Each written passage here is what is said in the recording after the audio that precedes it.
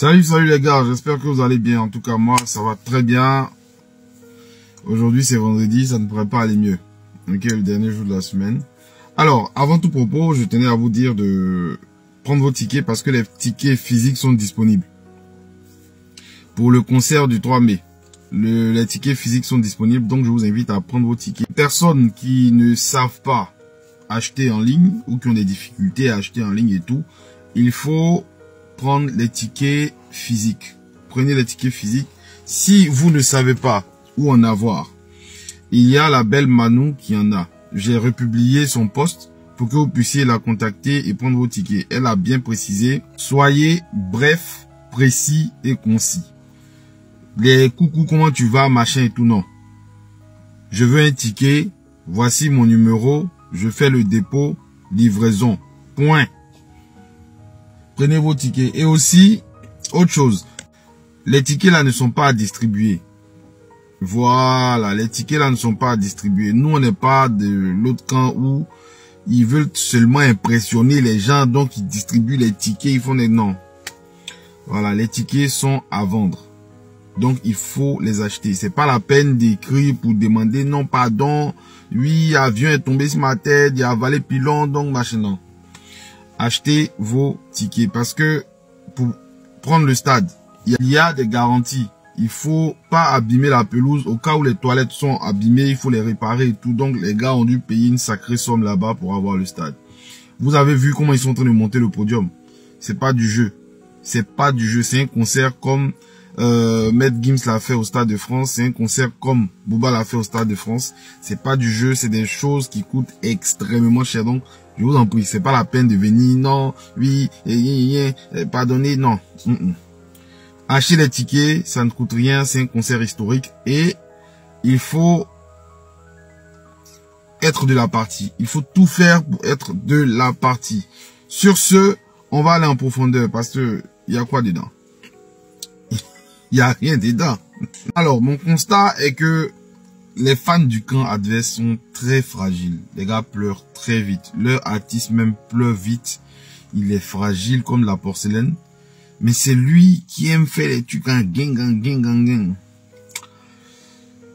Hein? C'est-à-dire que si les gars avaient subi, ce ne serait-ce que le cas de la pression qu'ils ont mis à Didi B, de la méchanceté qu'ils ont fait subir à Didi B. Mais le gars allait se suicider. Le gars allait se suicider, en fait.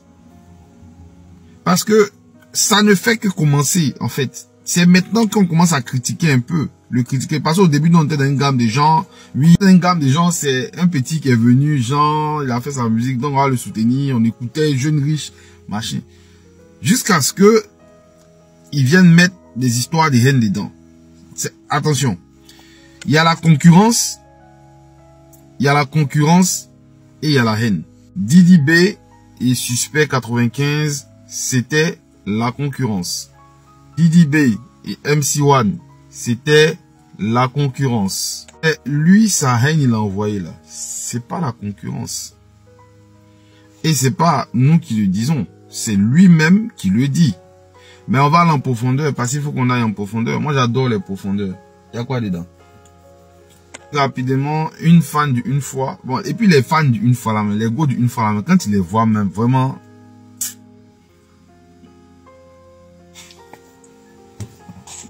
Les gars d'une fois, les gars d'une... Les gars se ressemblent tous, hein. Ils ont...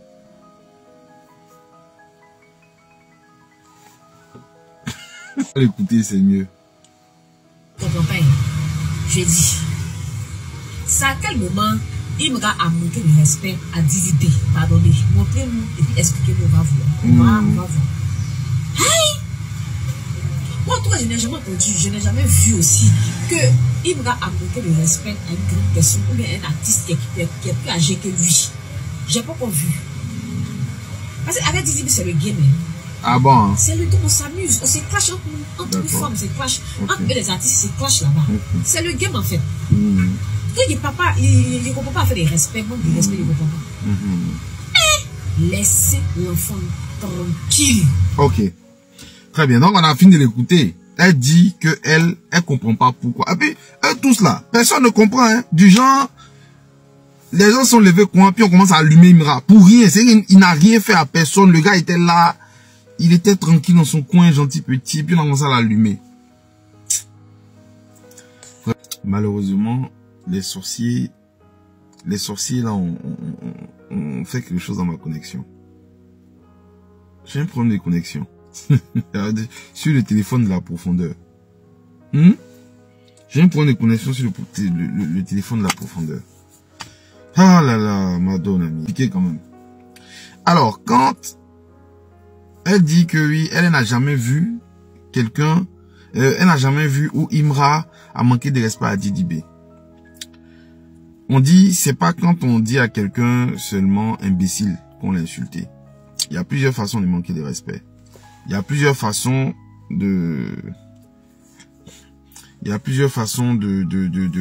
d'attiser la haine, en fait. Et c'est ce qu'on lui... Quand lui-même a commencé à dire qu'il a la haine pour la conspiration, quand ses fans, lors de la dédicace de Imra Cosmos, scandent Didi B, ta mère con, Didi B, ta mère con, et qu'il ne dit rien, il ne fait rien pour recadrer ça, cela veut dire qu'il approuve. Et ce jour-là même, il était dans sa voiture en train de se filmer avec les fans qui scandaient Didi B, ta mère con, Didi B, ta mère con. Ça, c'est un manque de respect. Ce n'est plus le game. Mademoiselle, ou madame, je sais pas trop.